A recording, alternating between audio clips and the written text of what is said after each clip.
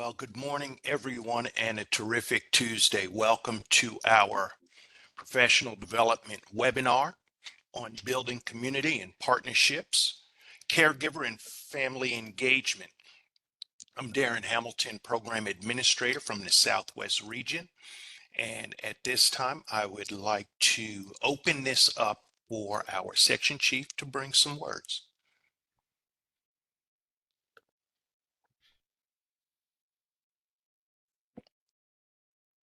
Okay, as she's traveling, she may have some technical difficulties. So on behalf of our leadership team, Alex Charles, Senior Director in the Office of Federal Programs at NCDPI, and Susan Brigman, Section Chief for 21st CCLC, it is my pleasure to welcome you all to this professional development webinar. As written, we have program administrators, Aurelie Perez-Nava, myself, Gina White, Juana Locklear, Kendall Cook, Wendy Buck, Toya Kimbrough. Our fiscal monitors are Katrina Blunt, Ashton Moss, Monica Pask, and we have fiscal analysts, Ginger Bissett, William Kelly, and of course, the backbone of our office is Melba Strickland, the program coordinator. Today we have a presentation that will be presented by the 21st CCLC National Technical Assistance Center, Yana List. Yana, take it away. Thank you so much, Dr. Hamilton, and thank you for having me today. I'm so excited to be here. So for today's presentation, I'm going to be sharing my screen so everyone can follow along with my presentation. I want to make sure that you all know that this presentation will be forwarded along with the materials that I mentioned. So you don't have to take screenshots unless you want to, but everything that is produced by the National Technical Assistance Center is open source and usable by anyone that wants to make edits, all of that jazz. So I'm realizing now that I accidentally put 2026 on the date. I apologize about that. My name is Yana List, and I am a TA liaison with the National Technical Assistance Center for the 21st Century Community Learning Centers. I've been working in TA for a little over 5 years. I come from a background of the school day, after school summer educator, project director, evaluator, curriculum coordinator. I have worn many a hat in my day, so I'm really excited to be talking about this because what we really know is that families are the backbone of our programs. And when we have our families involved, that's when we and our students can be most successful. I am here representing the 21st CCLC NTAC. Just to briefly review our vision. Our vision is our goal for all SEA coordinators and professionals to obtain knowledge and skills to implement programs that engage and empower students and their families to build lasting success as lifelong learners. And our mission is to provide best practices, evidence-based resources, and professional learning opportunities to build the capacity of 21st century stakeholders to support underserved youth and their families. So that is the work that we are really committed to doing. Our work is to support you so you can do the best work you can with your students and families. So today we are going to be talking about the benefits of meaningful family engagement for students and families. We're going to talk about how to plan a high quality event that promotes family literacy. And we're going to create family tip sheets to help families support homework and academic learning at home. So in order to do that, just to start off, I would love for us to have a little bit of a discussion on why is family engagement important. So I would love to hear from you in the chat box.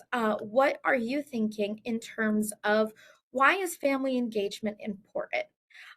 So we would love to hear from you. Let us know. You can also please unmute yourself. That would be fantastic. to hear if anybody wants to speak. That would be awesome. Or you can just let us know in the chat box, whatever you prefer. We want to hear from you, or I want to hear from you, really. So, why is family engagement important? I will say, kind of my answer to get us started is that when we engage families, we are really meeting the mission and the goals of 21st century.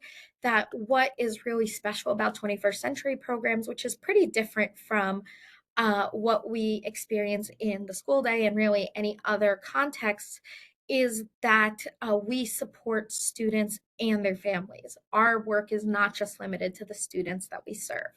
Leanne mentioned that it's a way to establish mutual relationships, building a circle of support for students. Yeah, I love that.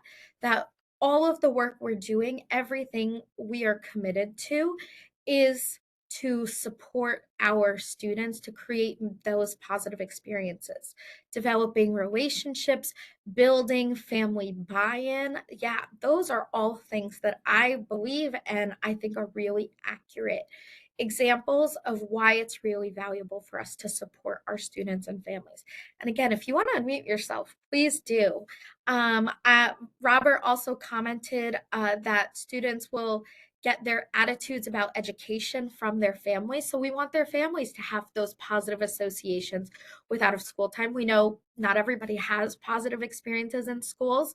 So we want to give those positive experiences in out of school time. We are also building our knowledge about what the needs of our families are, and that can help us improve the programs we deliver. The more we know about our students and families, the better we can serve them. I fully agree. I'll give you all a few more seconds if anyone else has any other comments to share. Magnolia shared understanding what the needs of our families are and how we can best support their children. Exactly. Really, this is really all comes down to serving our students in the most positive, meaningful ways possible. So thank you everyone for participating in that discussion. Please continue to apply or share your own knowledge experiences throughout this. I will be prompting some discussion questions throughout. We're also going to be doing some breakout rooms later in this session. So I am hoping to make this as participatory as possible. I know 2 hours staring at a screen is like not the most engaging thing possible. So I'm hoping that this can be really a conversation, not just me lecturing. But some research-backed benefits for family engagement is so first of all, when we're talking about family engagement, we're not just limited to how families can support children. We also can and help families develop skills, develop knowledge. We want to create that sense of belonging, that sense of ownership, which was mentioned in the chat box. Somebody explicitly mentioned promoting buy-in for our program. And we want to empower our families to make informed choices to support their children, which is one of the things we're going to be talking about today. Research actually shows that for children whose families are actively engaged in their learning, students have improved grades, test scores, and school day attendance. Those students also have stronger, higher self esteem, self discipline, and it's a way of strengthening family bonds and creating a sense of belonging. Um, I listened to an administrator who was talking about the importance of family engagement. And one of the things he mentioned was that our kids spend a lot more time with their educators than they do with their families Monday to Friday. Kids might be home for 3 or 4 hours before it's time for bed, or even earlier with our younger kids. So, given how much time, how powerful educators are, and I mean school day and particularly out of school time, how powerful those relationships are, we want to give our families opportunities to engage with that learning to strengthen that continuum and to make sure that what is happening at home is an extension and is a support for all the work we do in the school day and in out of school time. Now, today I will be referencing a family engagement diagram that I think is a really valuable and helpful way to really find some tips for meaningful family engagement. I will also share it out and send it to Dr. Hamilton so he can disseminate it so that you can access this family engagement diagram. But I will be sharing pieces of it throughout this session. So do keep an eye out for that, or I will be sharing some slides with this diagram and be talking about all of these strategies. So the first strategy, whoopsie, I didn't realize that. Okay, is to get to know family members to make them feel like they're part of your program. And this is something that really shows up in many components of this family engagement diagram. But we want to make sure that we understand our students and families, because when we understand them, we can create learning opportunities that are actually going to be helpful to them. We don't want to just host family engagement activities that look fun on paper, but actually families don't care, they're not showing up. Probably many of you have experienced a family engagement event where you think, oh, I planned the greatest event possible and no one showed up, or a couple of people showed up. When we don't know our families, uh, we cannot create programs that are meaningful to them. And so we want our families to feel like they're part of the program, and that's why we need to dedicate ourselves to getting to know them as individuals, in addition to the ways that they support their children. We also want to make opportunities for our families to serve as decision makers in our programs. That could include them serving on leadership, having leadership roles, or maybe they lead activities. Maybe some of your families have special skills that they can share. I would love to hear from you in the chat box. If any of you have family members as leaders and decision makers in your programs, I would love to hear that from you. So please do share that in the chat box.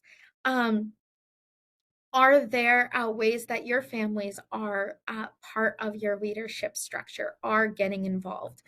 I do want to share that Lori mentioned that part of the extending our relationships with families is about building that support village for our students and our families. That is really important. And as Robert noted, for a lot of students and families, the village may be shrinking. Students might be, or families might be living far from other family members with work and all those other commitments. They might not have time to maintain really powerful relationships with communities, all of those things. So we, as out of school time staff and leaders, we are the village for a lot of our students and families. So we want to create and nurture those relationships. So thank you so much for sharing. I have heard from a couple of you that Anna, that you have a parent committee, that some of your families are serving as club leaders, some volunteer. Those are awesome ways to get your students' families involved. Again, we want to get them in the door because that keeps our kids involved, kids engaged. So thank you for sharing those strategies that you have highlighted. Alrighty. So with that in mind, we've talked about families as decision makers having an involvement. So we are going to talk about planning meaningful family engagement activities. And what we are really focused on, and what we're really going to talk a lot about in this whole session today, is making sure that when we're talking about family engagement, we're not just inviting parents to see a play if you have a drama or event, or to invite students to families to an art show, or invite parents to just kind of come and see the special work that their students have done. We should, of course, do all of those things. They are wonderful and meaningful, but that is not and should not be the full extent of the kinds of family engagement activities that you offer in your program. You can and should offer programs that are really engaging for our students and families, that give them a lot of opportunities to engage in multiple ways, to really have that diversity of experiences.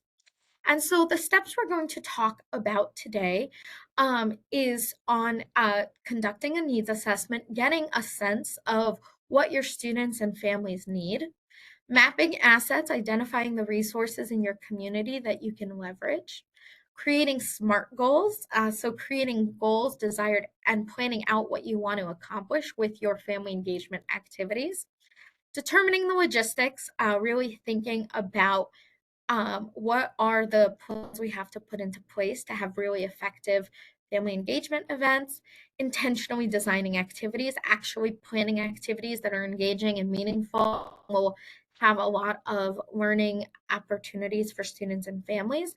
And finally, conducting some family outreach to make sure that we are bringing those families in. It's really exciting to plan a wonderful family event. It's slightly less exciting when you planned a really cool event and nobody shows up, or you only get one or two people to come, because you want families to leverage all the resources you're offering. So the first step is conducting a needs assessment. Now, this is something that whoever applied for a grant at your site or your project has done a needs assessment. So it's often helpful to go back to that needs assessment to find out what do we already know. But we want to conduct a needs assessment that's really focused on understanding the student's family's community. So that's about understanding the local context. When we understand the local context, we can actually design and plan programs that will meet the needs. We want to know what our individual students and families want and need from our program. So we want to understand, what is it you want, and can we come up with ways to provide that, provide those resources. And finally, we want to identify the school and community resources to help meet those needs. So the whole purpose of a needs assessment is to identify the assets and identify how we're going to meet those needs. The goal is that we as programs will meet the needs that students and families have in concert with the school day and other resources. So the first thing that we want to do is make sure that we're collecting data. Now, for those of you that have done data collection, if you were involved in writing the needs assessment for your project, you probably already have a lot of this information. But the first level of information we're really thinking about is school and community level data. That's like the big picture of the data. That is where we're thinking about really the community. This is often publicly available records. Then we're looking at data that is family and student level. This is zeroing in on the needs of the specific families and students served in our program. So this is about understanding the students and families as individuals. And then there's finally family voice. Family voice, I say finally, but it is absolutely essential. It's just third on the list, but that doesn't reflect its importance. This is explicitly asking students and families, what family engagement activities do you want?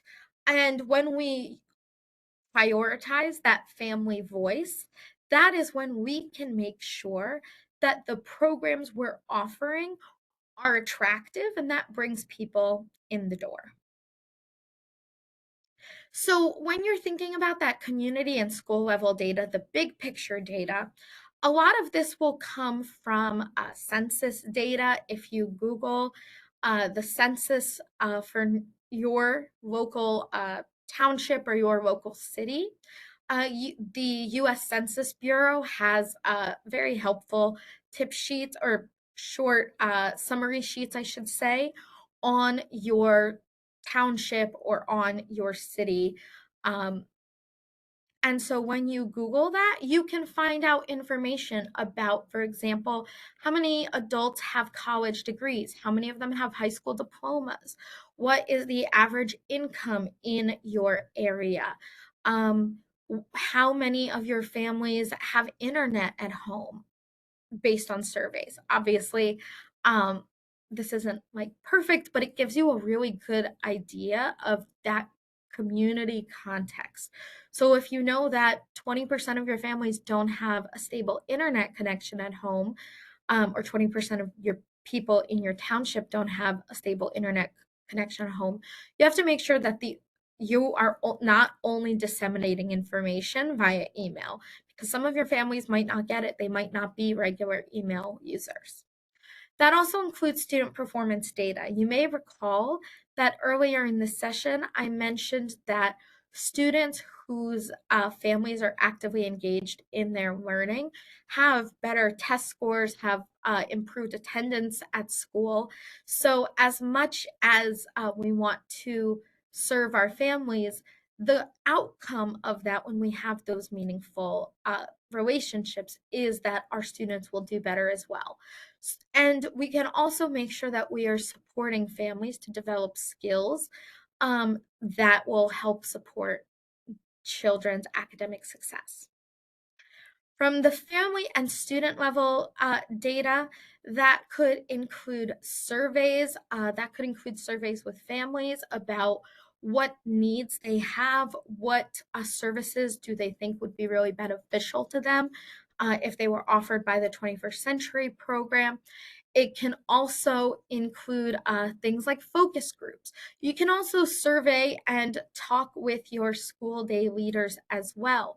So maybe the school day has trouble getting families in the door, but the 21st Century Program is a different pathway towards that same goal of engaging families, bringing them to the conversation, making sure they're an essential part. And then finally, family voice. This is where we might be doing informal conversations with students and families.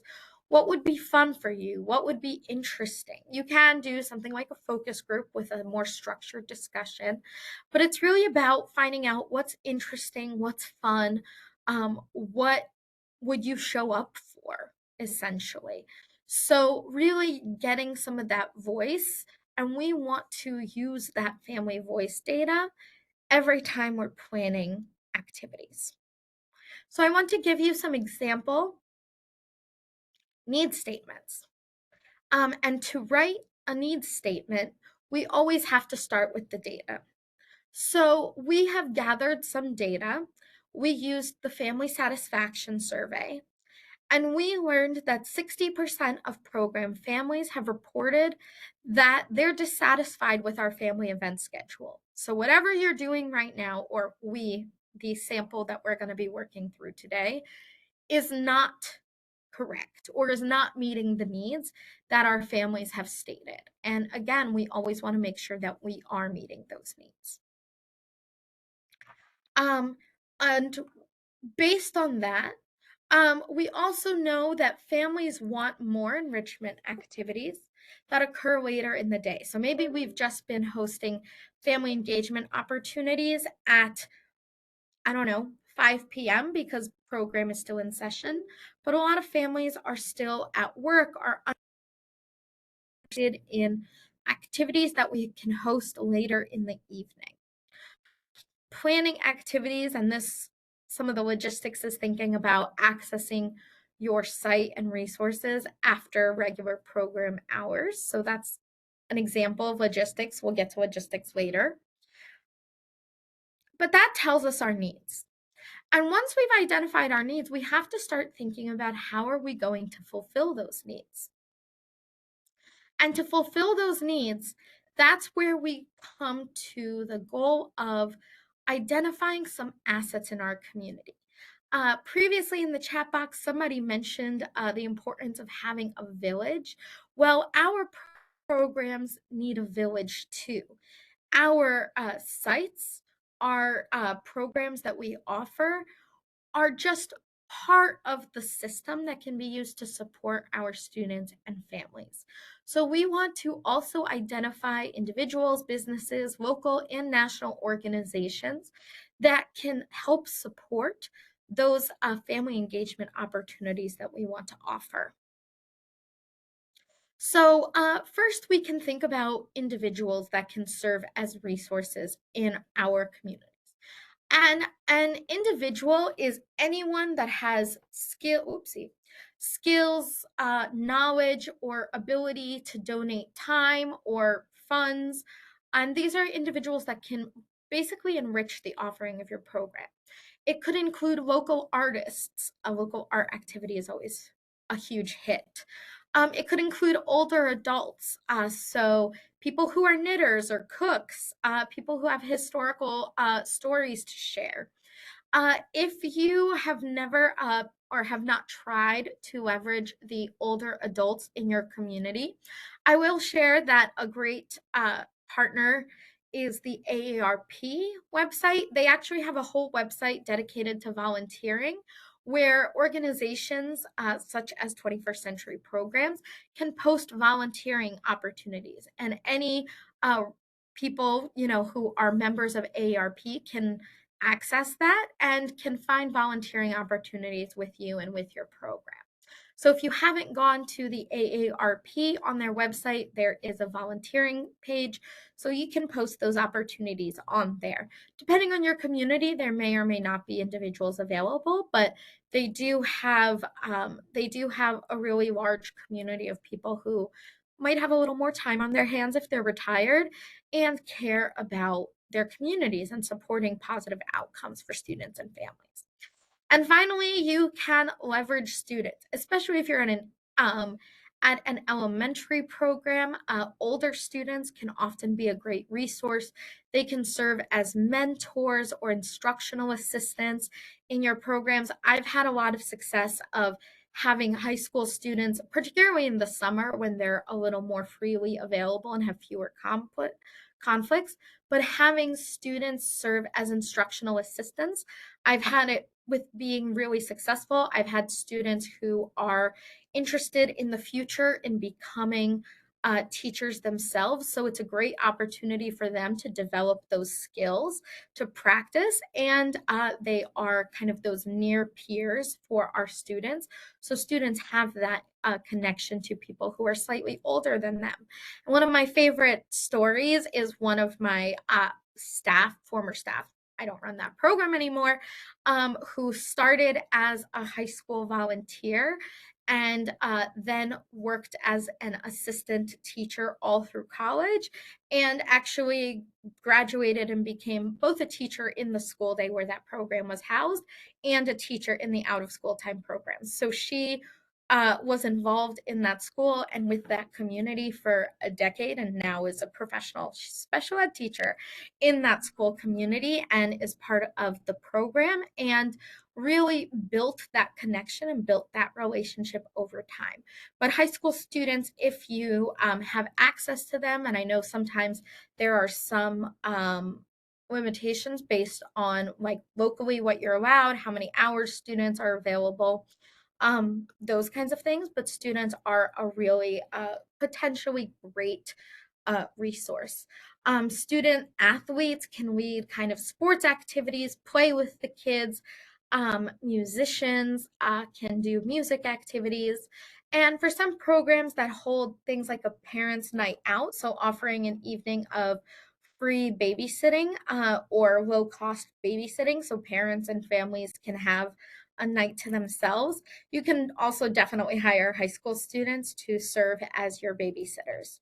You can also reach out to local entrepreneurs, gardeners. I love doing a gardening activity in our program. So if there are local gardeners who want to reach out and or be part of your program, lead those activities, that's awesome to do. I personally do not. I love gardening as an activity type. I do not love gardening for myself. So it's great to have somebody else do that to bring their expertise. And individuals who offer their time get a lot of benefit. People like volunteering because it gives them that reward, that connection to their community. For older adults, it often gets them out of the house and gives them a purpose in their lives. So it is not just that it is beneficial for your students and families to have those individuals serve as resources, but it's also beneficial to those volunteers, to students who might be learning new skills. You can also consider some local businesses that can include banks and credit unions, especially for families. There can be things like financial literacy events, learning about opening a bank account. I believe something like 10% of Americans or more are unbanked, which means they don't have bank accounts. There's a lot of reasons why that is. But if that's something that they're interested in, they might be able to learn more about it from banks or credit unions. Your chamber of commerce, your local chamber of commerce, will know kind of all the businesses in your area, have connections, have um, knowledge about that. Your chamber of commerce can really meet with families or hold events on entrepreneurship. So you're interested in starting your own business. Here's what you need to know. Grocery stores are a great source of donations. They can also, some of them have staff available who are, like a nutritionist will be some, especially more like specialty grocery stores. Thinking about organizations that might offer in kind or financial donations, entertainment resources, those can be great to hold events or to offer them to offer services for special events. Restaurants might be able to donate food for a special family event, which can be great because, as we know, 21st century funds cannot be spent on food. You can also think about some of the local organizations. If you have community colleges in your area, those are a great resource for uh, finding new staff, either as students or instructors there. They often have a staff who lead GED classes. For some of your students or for some of your families that don't have high school diplomas, that can be a really great resource, and hosting those GED classes at your program site can be really helpful because families don't need to go to a second place. They can come somewhere where they know their kids are and their kids are safe. Libraries offer fantastic family programs. Museums also have great family programs. Local media outlets can host workshops on, this is how you do the news, and learning about that. It can be really rewarding for students and for families. Local nonprofits, many of them are devoted to specific functions serving their community. And you, as a 21st century practitioner, have a relationship with a lot of families that may not already be tied in with nonprofits in the area. So there could be nonprofits that help families afford heat, or get low cost internet service, or offer additional educational opportunities. You name it, there's a lot of nonprofits, and you can serve as a connector to help your families access those resources and to help those organizations expand their reach. You can also consider local civic groups. So if there's a Rotary Club in your area, if there are various volunteer organizations in your area, foundations are great just for donations. Your local school board is definitely an organization or a body to form relationships with. Sometimes they can be a source of funds, sometimes. But they also, again, are generally members of school boards, are local community leaders. They have expertise, they have knowledge, and they often want to have those stronger relationships with families. So if I missed any, because I definitely did, I would love to hear from you in the chat box. Um, in the chat box, if you have community resources that you make use of that I have not mentioned, please share that in the chat box with us so we all know. Um, Patsy, that is going to be a question for your state leadership. This year, generally, those funds have already been dispersed, but I'm going to leave that to your state leadership. And Dr. Hamilton, if you or any of the other leaders want to have time at some point during this session, that's obviously an important conversation. So I'm happy to cede some of that time, of course. So again, if there's other organizations I've missed, please let me know. You also, if you feel like you are in a rural environment or there's just not those kinds of resources are available in your community, there are a lot of national organizations that you can also check out. That can be sources of volunteers, can be sources um, of information, can be sources of additional programming, curricula. There are resources like the Rural Schools Partnership, resources like 4-H that can offer a lot of services and programs to students and families in environments where there may not be as many opportunities available, or may at least just feel to you as if they're not those same opportunities available, because we know every community is different. So some of these are national organizations that can help out as well. So with that in mind, oh, Dr. Hamilton mentioned the social workers are key partners in schools. Yes, absolutely. Totally agree. And social workers have a really awesome skill set and a knowledge base. They have those relationships. They're often really trusted members of the community. Students and families know they care. So having those as a partner is so, so valuable. Or a parent liaison. Again, we want to broaden our knowledge and broaden the resources that we can make available to our students and families. So for example, if families have mentioned that they want more enrichment activities, but they want them to start a little later in the evening, after 7 p.m.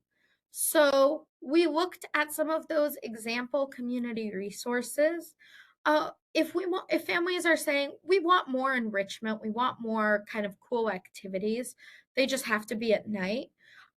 Do you think that there are any resources that I mentioned or any that you're already using that you could partner with in order to create those high quality events a little later in the evening? In terms of enrichment, an example that I really like is that if students and families are interested, for example, in science, we want to deepen those science connections. In my community, we have a nonprofit that offers free science classes in the evenings by mostly retired science professors, and leveraging them and asking them to hold some of their classes on our site premises. So that is a local organization that I've been able to leverage because there is a nonprofit that does that work. They're focused on family science education.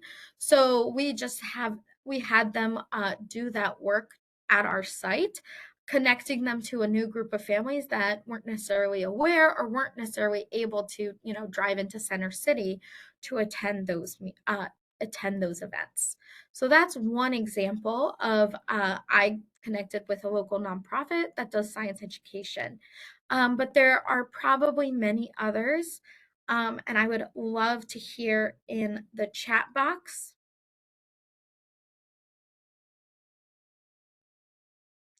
if you have any other ideas for really enriching those. Okay, I do want to just highlight that Dr. Hamilton mentioned any changes regarding anything financial will be communicated directly with program directors and fiscal agents. Please continue the work of 21st CCLC programs as our children and families need us. And I fully agree with you, Dr. Hamilton. So if there are any changes, you or whoever is responsible for the finances in your organization will hear about that. So if there are any other ideas, I would love to hear from you about any other assets. And if not, we're going to talk about creating SMART goals.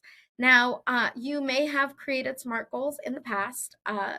If you're not familiar, a SMART goal is a goal for a goal that you are setting for the program or for meeting that need that is specific. So it is really responsive to, it is really setting a specific goal in mind. It's measurable. We have a way that we're going to measure the success of our program.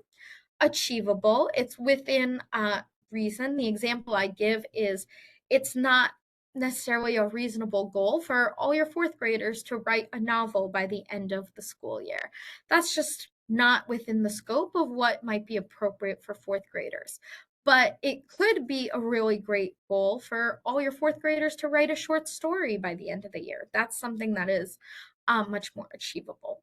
They also have to be relevant, so it should be responsive to the needs that we have identified, and time bound. We are setting a time limit for how long we have to achieve that goal.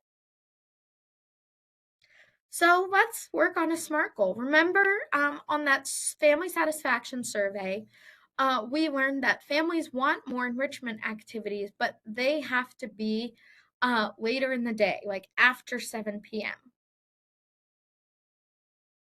So a program SMART goal we created that by the end of the program year, 90% of parents and guardians will respond that they are satisfied with the family event schedule as measured by a family engagement survey. So how is that an example of a SMART goal? So by the end of the program year, 90% of uh, program parents and guardians. So I'm setting a time by the end of the program year. It's attainable. I want 90% of our students and families. You're never going to please anyone. That's just not how the world, everyone, it's not how the world works. Of program parents and guardians, I'm very specific about who I want to serve. And they will respond that they're satisfied with the family event schedule. This is relevant because remember, in that needs statement, we learned that most families actually aren't satisfied with our family event schedule as measured by the family satisfaction survey. I'm going to measure this with a survey that students or families, I should say, will fill out. So this is an example of a SMART goal that I think is attainable for the end of the year, that is relevant to our students and families' needs. I'm really specific about who I'm targeting with it. I know that I have until the end of the year to implement this, end of the school year. And I have already identified how I'm going to assess my success.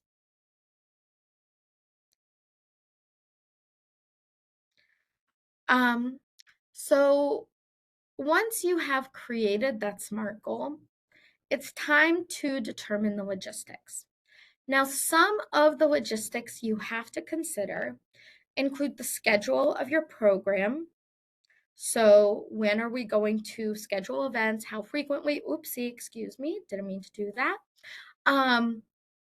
What space you're going to use.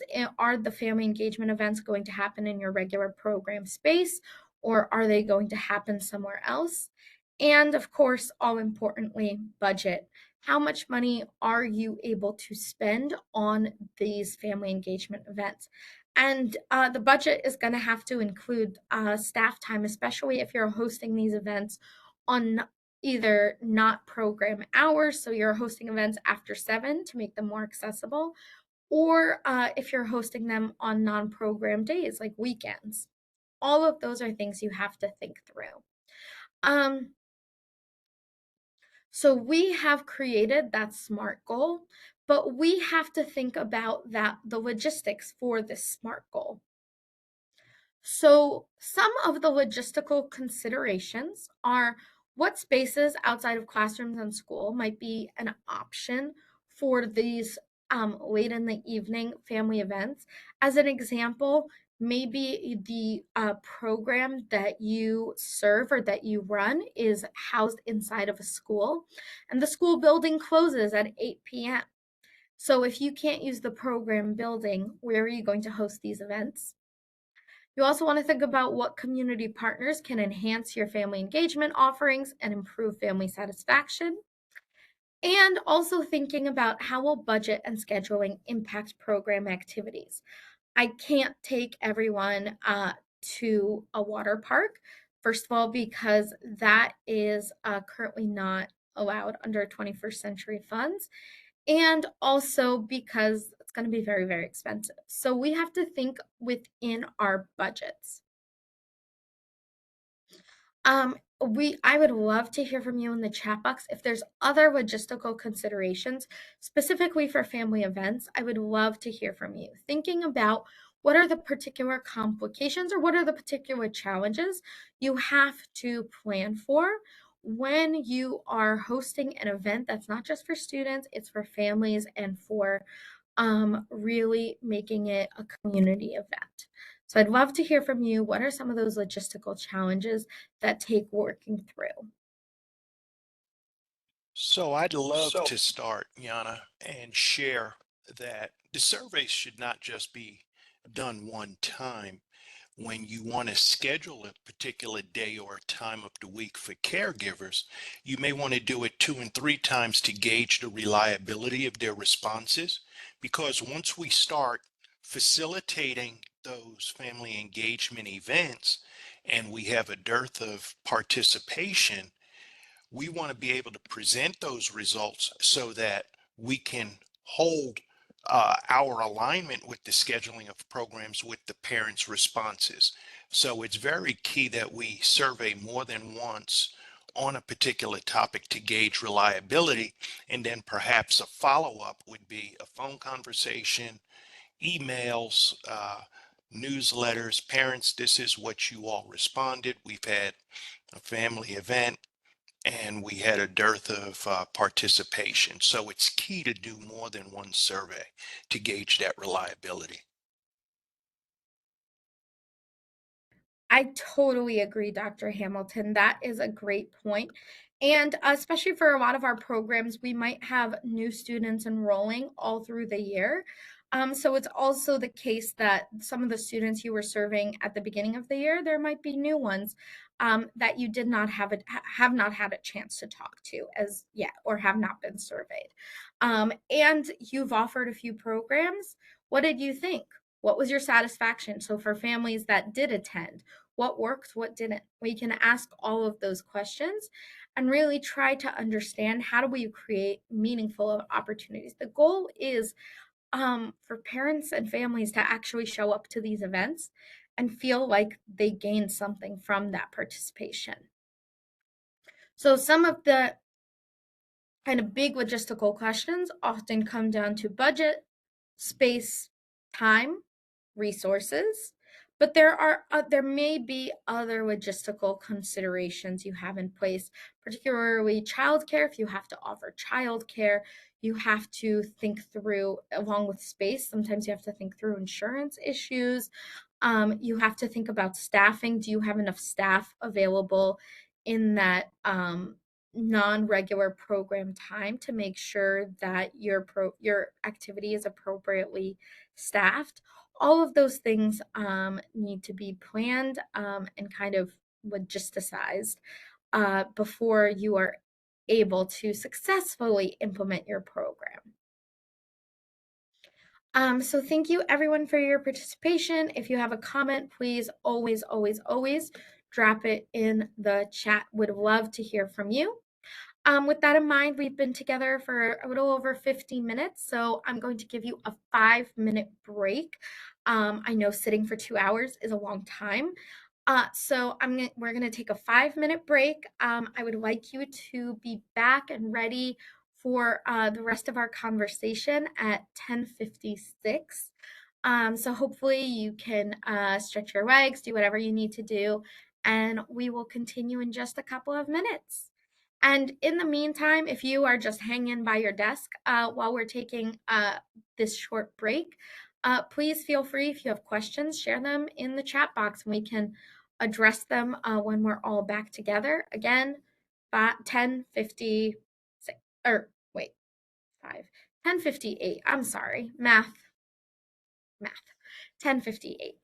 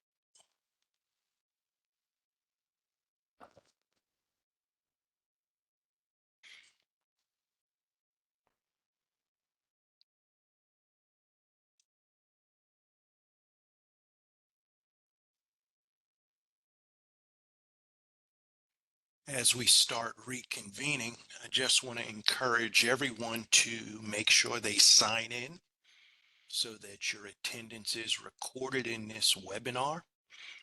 In addition, for future webinars, I always like to encourage program directors, fiscal agents, that if you cannot attend, it's permissible for site coordinators or your teachers that have direct contact and work with students to participate. It's very, very critical that we make sure that we are represented. And as we continue to talk about surveys, we certainly develop these webinars based on your feedback. So it's very critical that we ensure that we get participation, because it's a benefit and a credit to each and every one of you. And we don't take that lightly, based upon what you share with us of your needs to help you uh, deliver and facilitate high level and high quality programming. I'm going to turn it back over to Yana, and let's continue to engage. Thank you so much, Dr. Hamilton. So hopefully everybody had a nice little break. Um, I think for all of us, 2 hours is a long time for sitting. So it's helpful to have a time to step out. So we have really talked about everything that we need to do in order to kind of do all that prep work. But the reason we are doing prep work is in order to create those meaningful activities that are actually going to help our students and families and get them in the door, of course. So when we're talking about family engagement activities, there's really 5 types of family engagement activities that we can offer. There's skill-based activities, enrichment activities, family and student shared activities, leadership activities, and resource linking activities. And don't worry, we'll go through all of those. So if you're not quite sure what all of these mean and how they are different, not to worry. I also have a guide that again will be shared with Dr. Hamilton to share out with all of you. I don't believe I am able to share a document through WebEx. So I will share that with Dr. Hamilton to be sent out to all of you. Yeah, I don't see a way to send a document. Okie dokes. So that will go to Dr. Hamilton to share with all of you. So not to worry, I do have a guide for that. We always like to provide you with the resources you need. So skill-based activities are ones where we offer activities where caregivers are able to learn new skills. So those skills might include the skills that they themselves need. So if you have family members or that uh, don't have high school diplomas, offering GED classes. Or if you have family members that are really interested in entrepreneurship, then you can offer classes on starting your own business if you're able to recruit someone from the Chamber of Commerce or even someone from your leadership team that has started their own business. So those are developing the skills that caregivers might need for their own lives, but also thinking about offering activities where they develop skills that they need to support their children. So I can share with you that later today we will be talking about one method to do this, of helping families really help children at home, really be engaging with families, with their children in meaningful educational ways at home. Oops. So to start with, we have enrichment activities. Enrichment activities are ones where they are engaging, they're fun, they are meaningful opportunities to kind of connect and have a good time. All of those pieces are happening during enrichment activities. They are not necessarily explicitly educational.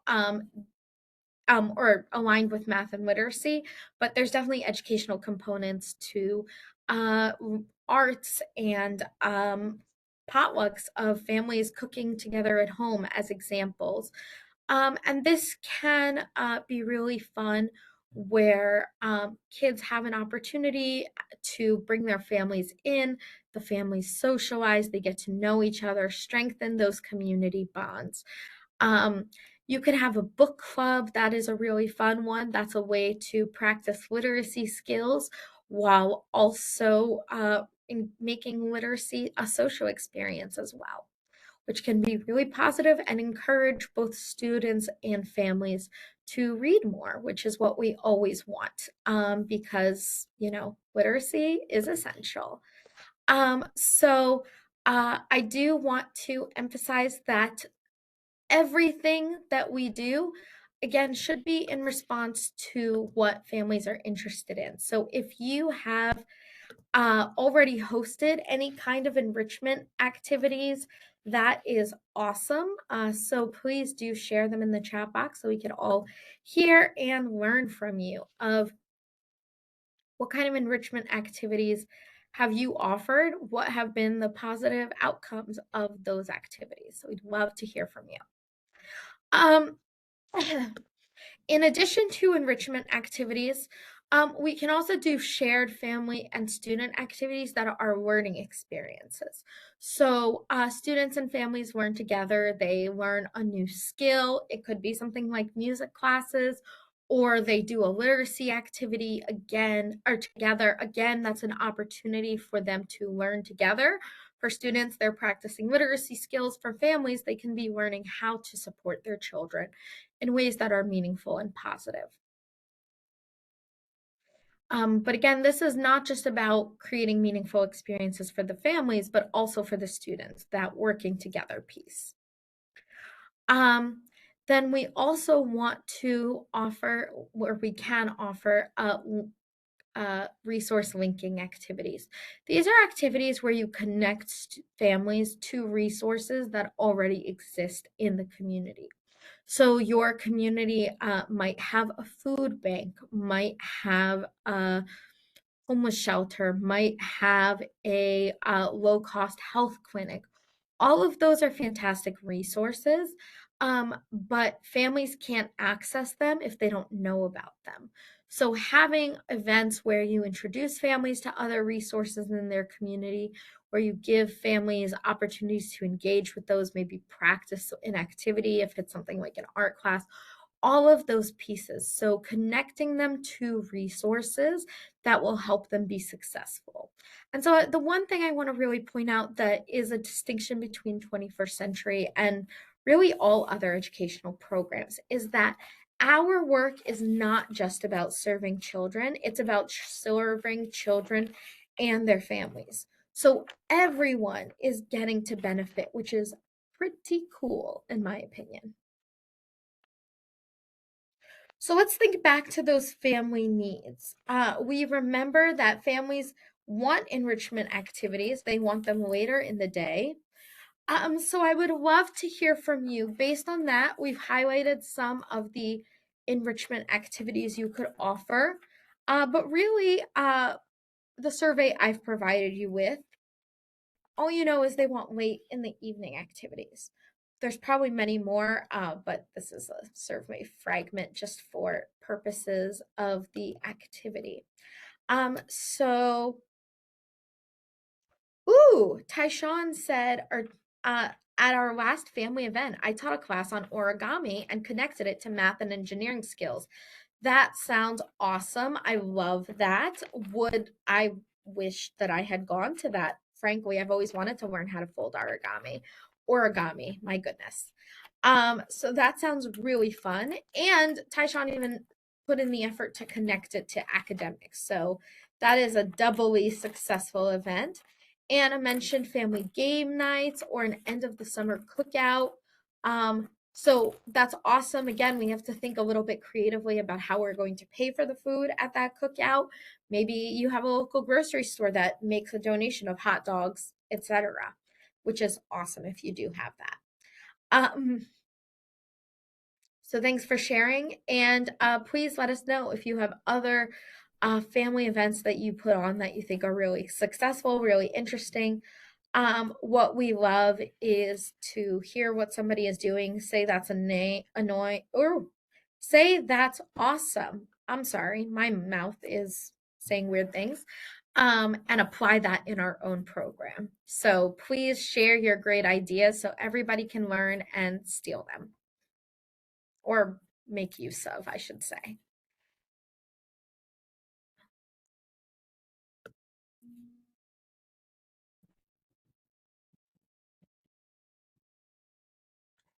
Okay. The last step is family outreach. We can plan all the amazing events we want, but if nobody's coming to them, it's a real big bummer for everyone because you put so much work in. You know, it would be really rewarding to a lot of students and families if they were able to attend. So, in order to have effective family outreach, we need to develop policies and procedures for recruiting and bringing in families. We need to create a marketing plan, and we need to make a plan to engage and then actually do the work of engaging and supporting our families. So, outreach policies, you have to think about the activities you design. Again, they should be responsible to student needs, family interests. We also need to address barriers to participation. For a lot of families, a barrier might be access to childcare, even if one of their children is in the program. If they have a younger child who isn't in school yet, that can be a huge barrier. So thinking about ways to make that a more positive experience for the families. For example, either planning activities where the whole family, including younger children, can be involved, or offering babysitting services if you can bring in some high schoolers under the supervision of an adult staff member. We also have to consider or really think carefully about setting and keeping to our schedule. It's really important that you have a schedule for the school day because you want to know when are family engagement nights at the school. A lot of schools are doing family engagement as well. Um, how do we make sure that we are both hosting and sending out this invite to maximize interest? So when you're inviting your students and families, really thinking about, is this going to be exciting to them? Am I making it pretty easy for them to engage in this activity? And when am I hosting it? And finally, we always want to collect data. So we always want to think about, was this successful? What wasn't? So we can improve in the future. If you printed 500 flyers, but for everyone that came to our program, none of them said that they accessed or found out about the program on a flyer. That tells you maybe the flyers weren't a great use of money. Maybe there's something else we can do that will have a more positive effect. So, with that, you will have to create your very own marketing plan. And the pieces of your marketing plan, really thinking about who can contribute to your plan, to the recruitment process. So if you don't have a program website, it can be really helpful to have a program website with a program calendar. There are some free templates you can use to create a very basic website that looks really nice. So there are a whole bunch of those out there. You also want to think about your staff. In fact, your staff are one of your most valuable assets for the process of resource linking, of bringing in new resources, connecting families to them, because your staff are the ones that have the personal relationship with the students and often with the families. So when those staff speak to families, they're more likely to be listened to, they're more likely to kind of follow up on that invitation to attend. So, all of those methods are really opportunities to leverage the expertise your staff have, reach out to their social networks, all of those. With any event that you're planning, one person is not always enough. So you can recruit your staff, your frontline staff, to be part of that kind of unofficial marketing team just by talking up the events, talking about the program, making sure people know that this is an option for them. You can also create a nice brochure that goes on like the front of your program space for families to take. That is an excellent opportunity for students to learn about graphic design. If your students are interested in graphic design, that's a great learning opportunity, and you don't have to do the work. I am 100% for not doing the work. If you can have your students do it and it's meaningful for them, it's going to have positive outcomes for them. You can create flyers, the old stuffing flyer in kids' backpacks to make sure they don't get lost. Of course, some of them do anyway, but we do our best. Um, and finally, thinking about social media. What social media sites is your program using? Are social media sites appropriate for your program? That's obviously a very hot topic in various social media circles right now. But thinking about if we have a social media presence, what are we going to put on there? Being really thoughtful about all of those things is what is going to give your program and your events the most possible chance for success. So the last thing I want to do, and we're going to work in breakout rooms for some of this, is I want to talk about families as partners for learning. And what I mean by that is parents can and should be part of the process where students learn just as much and often more at home as they do in the school day and in out of school time. So we want to make sure that those conversations with our students are really meaningful and impactful. We want to make sure that our students are having opportunities to learn, to get help from their parents on homework, or parents and caregivers, I should say, if they need it. And we leverage the special skills and knowledge that families have that we may not have internally. So having all of those resources is a really essential part of hosting those successful family engagement events that have strong attendance and really strong interest in them. So this may be surprising to you, but there have been surveys done of the percentage of students whose parents help them with homework at least once a week. And this is over 80% of children. So, and it is, you might notice across the bottom, true of every racial demographic, starting with 80% for white children, all the way to, I believe it's 89% for Black children, and then I think 83 and 82, something like that. But suffice to say, parents are helping their children with their homework all the time. So, given that we know that families are involved, are part of that learning process that happens through homework, we want to create homework activities that are really going to be positive learning experiences. We don't want to create homework experiences that are really difficult, inaccessible. Parents can't kind of work through it with their child, or caregivers can't work it through their child. Those are all things we don't want. We want our families to feel like they are empowered to help their children succeed. And some of the ways that you can help families, help kids, is to facilitate school and school day relationships. So, some families that are really engaged with your out of school program might not have really strong school day relationships. And that's where you, as a 21st century practitioner, come in. 21st century educators can kind of fill that gap and help meet those needs. You can also model skills. So if there's specific ways that students should be completing their math homework, or if there is if you have a plan for those kind of meaningful open-ended conversations, you can model those skills, name and model them for families. I'm currently demonstrating how I do this, so you can do it successfully too. If it's possible, we would love to send individualized updates about specific children. Now, this isn't always going to be the project director. In a lot of sites, it could just be, or not just, it could be a family member. So, whatever is most appealing or most appropriate.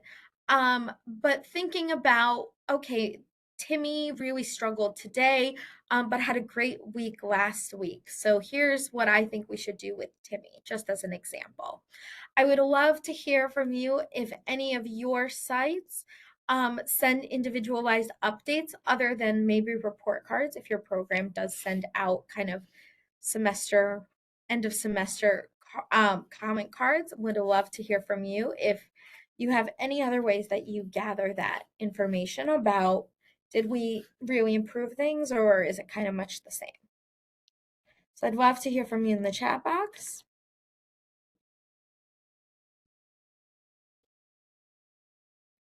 This room's a little quiet.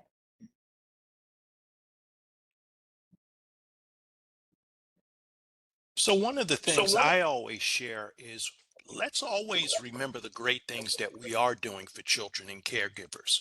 We always want to build on the greatness because we always want to increase our outcomes. We never want to remain flat. So we always do great things, but there's always that little bit more we can do to increase outcomes. And so keeping that in mind, uh, we should become a little more creative because we know that little bit of uh, movement of the proverbial needle takes a lot more work than if we had a huge needle to move, if you will. So always, and kudos to everybody who is on this and participating in this professional development webinar, that we already do some great things. And I've seen great programs throughout the state, not just in my region, but everyone has done some great things. But what's that little more that we can do so that we can move that needle just a little bit? So Anna mentioned that her staff are checking in with parents and updating parents at least twice a month. I love it. So parents know exactly what's happening in out of school time. The more they know, the more they can help. If anyone else has anything else they're doing to really strengthen those relationships, facilitate those relationships, I would absolutely love to hear from you.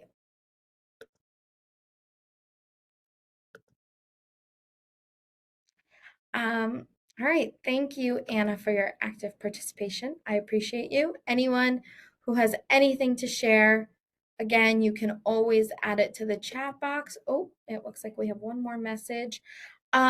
Sending home report cards that aren't grades, but are things like attendance, number of behavioral referrals. So make sure families are aware, not just of academics, but if there are some behavioral issues at school, or excuse me, during program time, make sure that families know, because families are often our best partners for behavioral intervention. Thank you, Robert, for sharing. Give it another minute.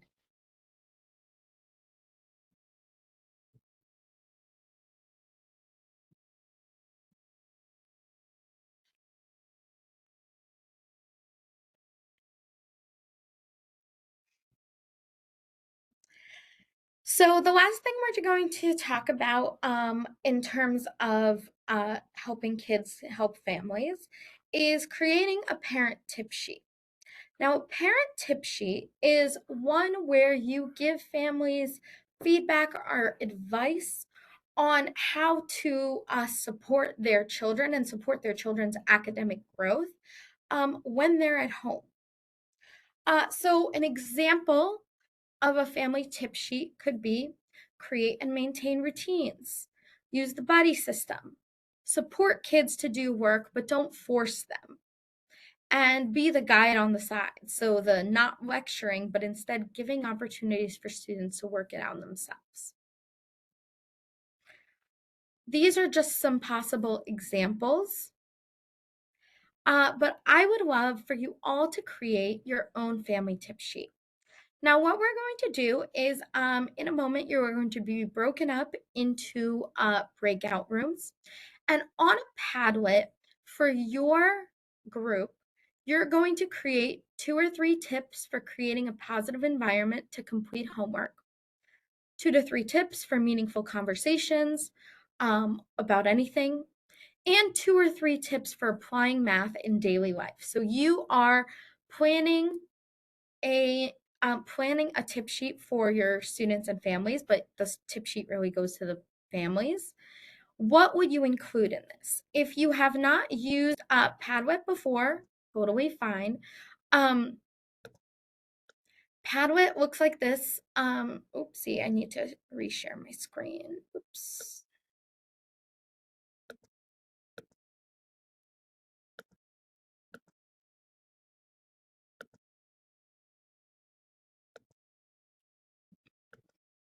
Okay. Um, this is the Padlet. I'll share the link in the chat box as well. And in your small groups, you are going to be able to um, fill in each of these questions. So you're going to be in breakout room 1, 2, or 3, or 4. They're going to be numbered. And for each of these, you can add comments for each question, Q1, Q2, Q3. We're going to be in breakout rooms for about 10 to 12 minutes. We'll see about how long it's taking. And I'll kind of be able to see where you're at as you're adding things to the breakout room. I would love for you to discuss these in terms of what you've already done, what has been really successful, and what are things that you're thinking would be really helpful. Again, we want our families to be our partners in learning. We want our families to really be able to continue to share in the learning and make sure that all that learning we did at home is being supported, or did at program is being supported to do learning at home as well. So I have just shared the link to the Padlet. And again, you're going to go into your breakout rooms. Your breakout room will be numbered 1 to 4. And based on that, that is the column you are going to be filling in for your Padlet. And again, this will be downloaded and sent to Dr. Hamilton. So from this session, in addition to the resources I pre-prepared, you'll also have all of these ideas that were created by attendees so that you have a really good artifact that you can apply right away. I love a family tip sheet. So that is something that you can hand out to your families with a lot of success. So with that in mind, Dr. Hamilton, we are ready to move into breakout rooms. I believe you or one of your staff have to do that. Yes, I think at this time, Areli Perez Nava will be sharing those breakout rooms in which we are going to head to momentarily. Yes, so we are we're ready to go. So everyone's going to start being sent to a room.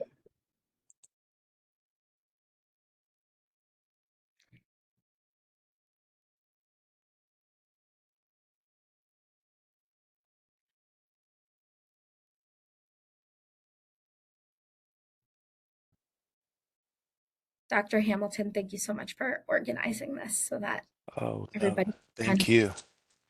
Yeah, I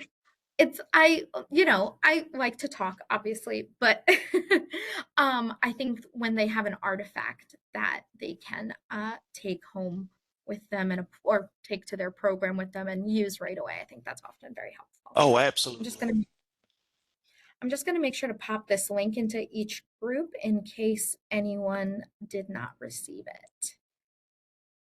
Okay. And I believe it looks like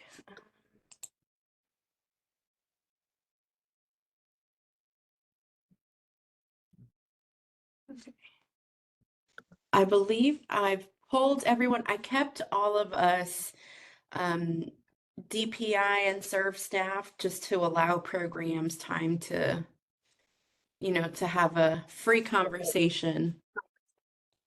Mm-hmm. But Great. And we can also kind of follow along to see as they're filling out that breakout room Padlet. right. It looks like a lot of people are joining. So we can kind of observe what they're doing while they have those conversations on their own. It looks like there's a few that did not.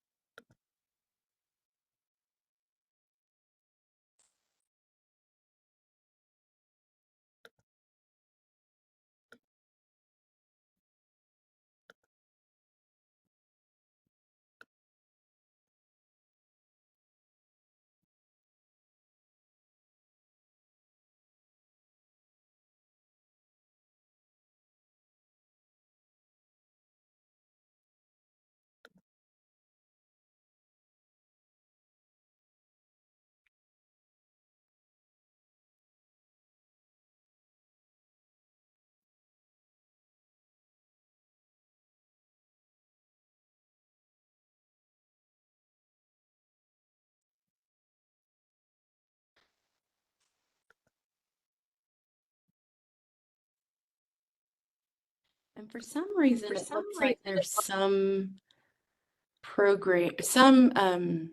users that were not sent to a room. So I'm trying to get that set up for them.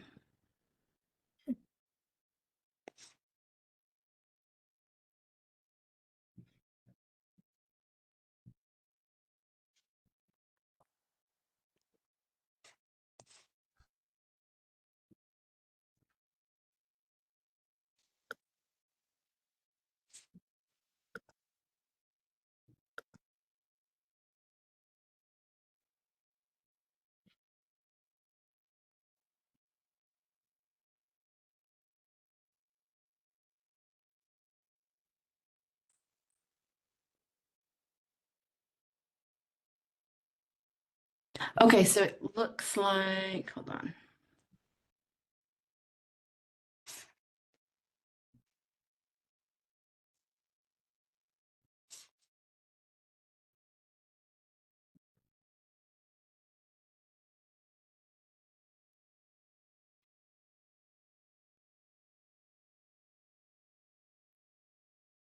Oop, comments coming in.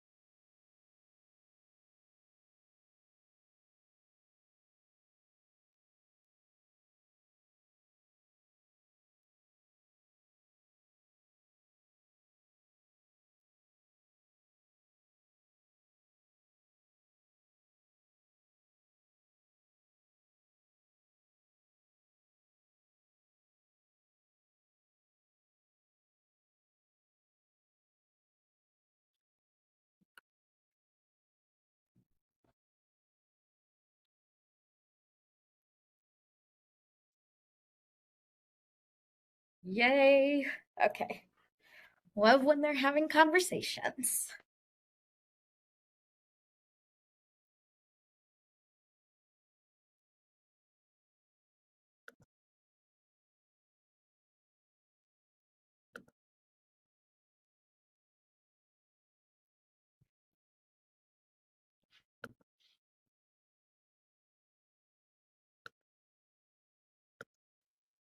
Jan, if there's any group you want me to add you to just so you can pop in, let me know and I can do that.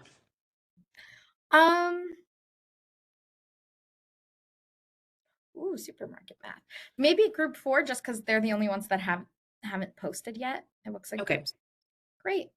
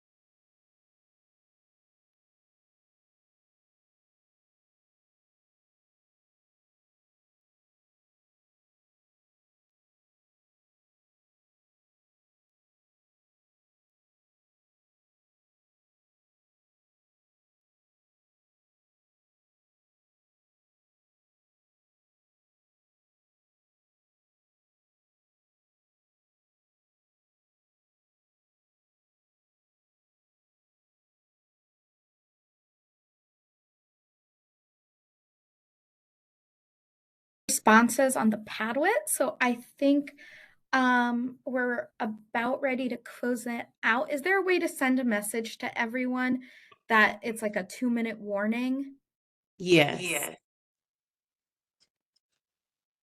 and bring them back at 11:45? I'm really excited. I don't know if any of you have the Padlet open, but there's like Yeah, I started dozen. looking at it.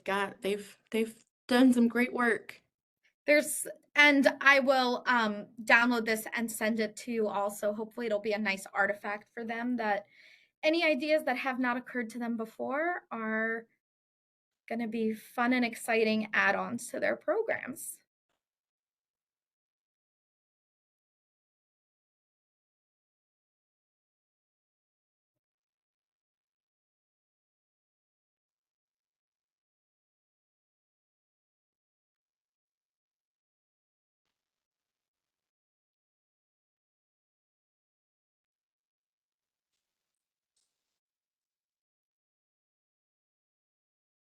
Okay, I just sent them a message.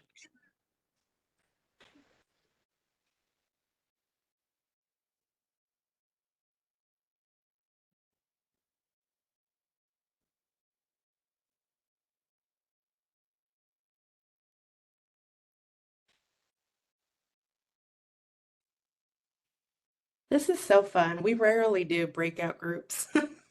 I know, it's a great way, and Padlet is a really fun tool. There used to be Jamboard, which I love, but Google sunsetted yeah. it for some reason. Yeah. But there's other tools. There's one I've been playing around with. It's called Figma, I think it's called. Oh. That I just found, yeah, it's called Figma. The only kind of it is you can have like either a free or there's like a $3 a month version of it too, for like more sheets. The only kind of annoying thing is you need to create an account to do it for today, just because that's like a lot to ask of people. But there's some cool Yeah. kind of interactive tools that you can make use of online. So yeah, those are things I've been playing around with, but their breakout rooms have been very active. So I'm excited to Yeah. discuss some of them. All righty. And just let me know when you're bringing them back. Okay. Do you want me to go ahead and do that now? Yeah, did you send a 2-minute warning? Can I we send a did. 2-minute warning? Okay, fantastic. Then yeah, I think we can close those out. Okay, and it'll send them, They have like a 30 yeah, seconds they have or 30 whatever. seconds. Yeah, fantastic. Thank you so much.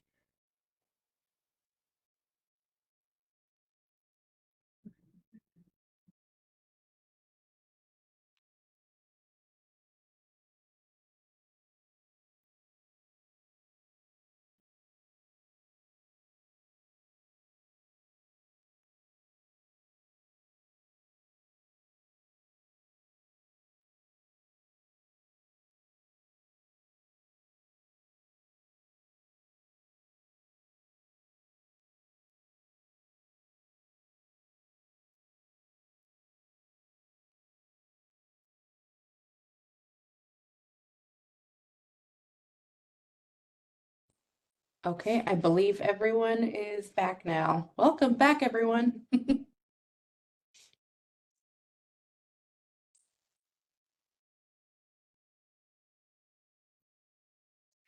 All right, thank you, everyone. And I am so excited to see all the conversations that went on while we were in breakout rooms.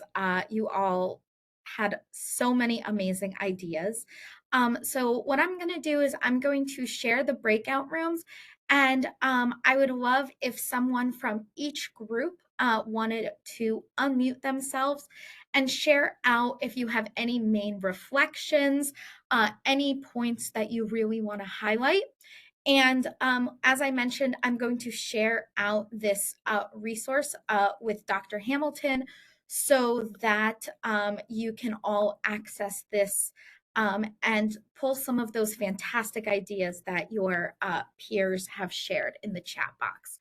Or excuse me, in the Padlet. So this is a nice resource that you can use and make your own family tip sheet. So would someone from breakout group 1 like to unmute themselves and share kind of the main points of their discussion, any important tips that you highlighted that you really feel like are important for everyone to know?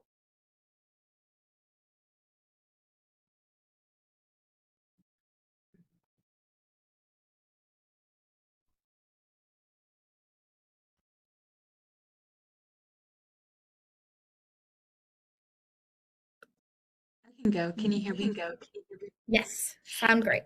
So we broke them down underneath the questions. So our 3 points Mhm. under here just were reminding kids that everyone learns at their own pace. We talked about leading by example and modeling curiosity for kids so that they're interested in learning. Setting a routine and establishing a good work environment. And I like this note from somebody in our group. Productive struggle is a great thing and teaches perseverance. I highlighted that one. That's one of my favorites. I know, I love that. When we talked about meaningful conversations, we talked about responding, not reacting, meeting your child where they are, open-ended questions, active listening, having an open mind. And then math and daily life, we talked about baking, cooking, math games, including them in purchases, discussing budgeting and saving with things like allowance, conversations around time and how much time has gone by. I think that's all we got. Awesome. Thank you so much. So many great ideas. How about group 2? Would someone from group 2 like to unmute themselves, kind of highlight the important notes of your conversation? Sure. I think what stood out to me is our answers for question 2 on having meaningful conversations. Our answers are, I think, pretty standard for anytime you would get a group of caregivers and educators together. But what I did notice, there's kind of an underlying theme there. As a former teacher, I know that most of the conversations that I have with students, I initiate them or I direct them. Most of the things that we listed there, emotional check-ins, asking them to highlight part of their day, scheduling intensive time. All those are situations in where we're going to have the student talk to us rather than us talk to the student. There's a real active listening theme in there. And I think that's important. I think that kids' voices often get lost. And if we don't take the time to be quiet and listen, we can miss some valuable insights. Listening skills. We teach them in elementary school. They are no less important as adults. Fantastic. How about someone from group 3? I like the tips for creating a positive learning environment at home. And we kind of said fostering healthy collaboration. When we have a good community at home, lots of great things happen. The children feel more comfortable. It's easy to ask for help. They learn to work as a team because our first teacher is home, and school becomes fun because now it's blurring over into our home life.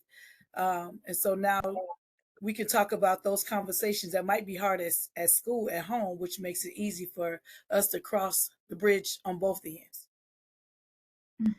Awesome. I love that. The first teacher is at home. I love that. Yes. I love that. Thank you so much for sharing. And how about someone from group 4? And I know there was a resource discussed in group 4 that I was hoping could be shared. Was it Patsy?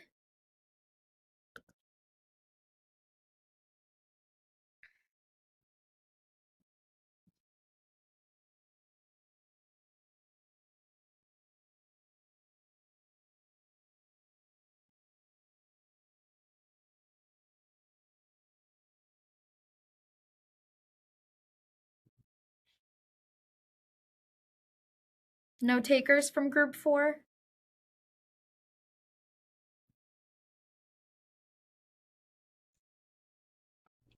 So Patsy did mention this website.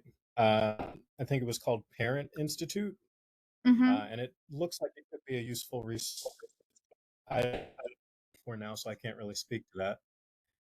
But a lot of the responses that we came up with were similar to the ones that I saw in breakout group 3 about not asking just questions that can be answered in one word, right? And so instead of like, how good, right, as all teenagers say, or everyone says really, asking questions that they have to actually like put some effort into answering. So like, what was your favorite part of today, or something that actually gets them. I'm sorry, I think you cut out for a second there. Can you hear me now? Yes, there you go. Awesome. Where did I cut out? Oops. I think you've cut out again.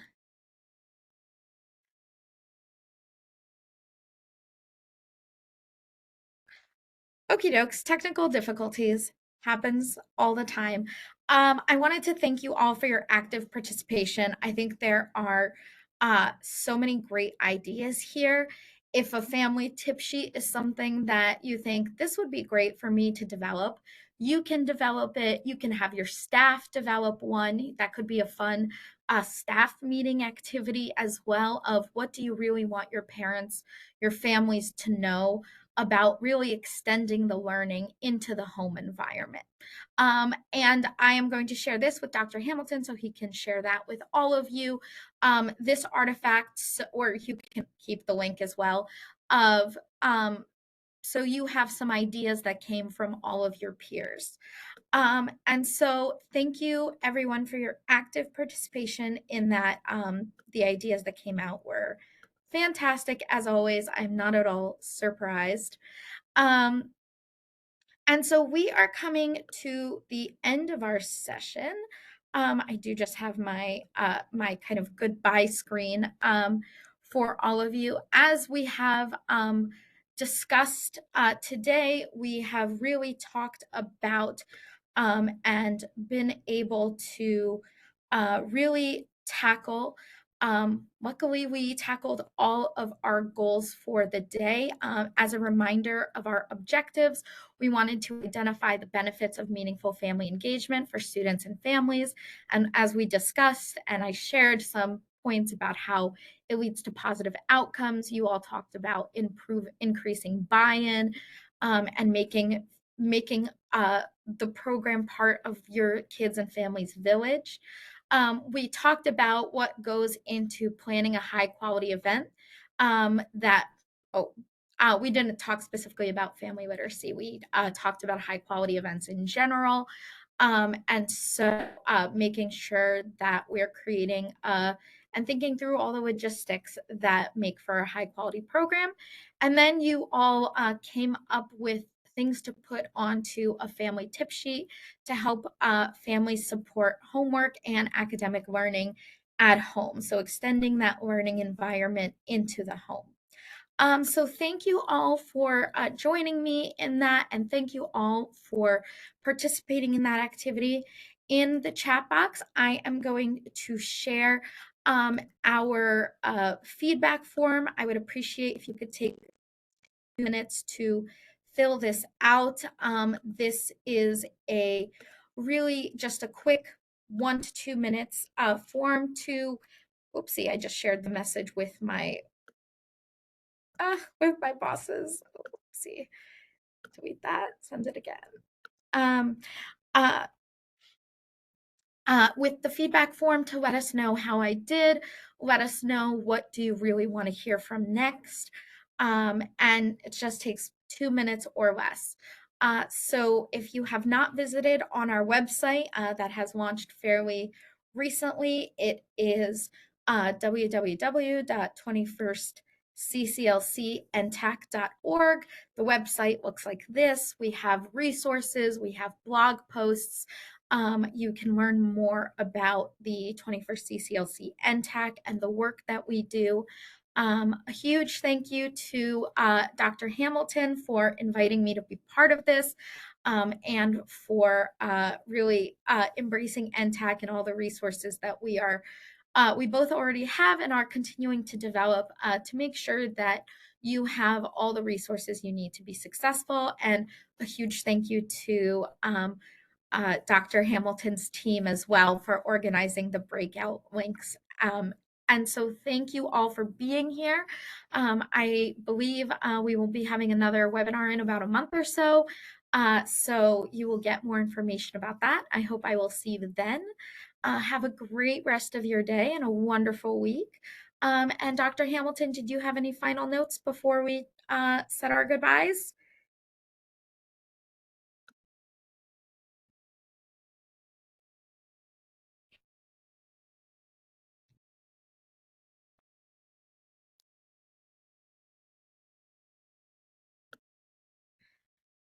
He was having some issues with his sound a bit earlier, so I'm thinking Okay. that is the issue.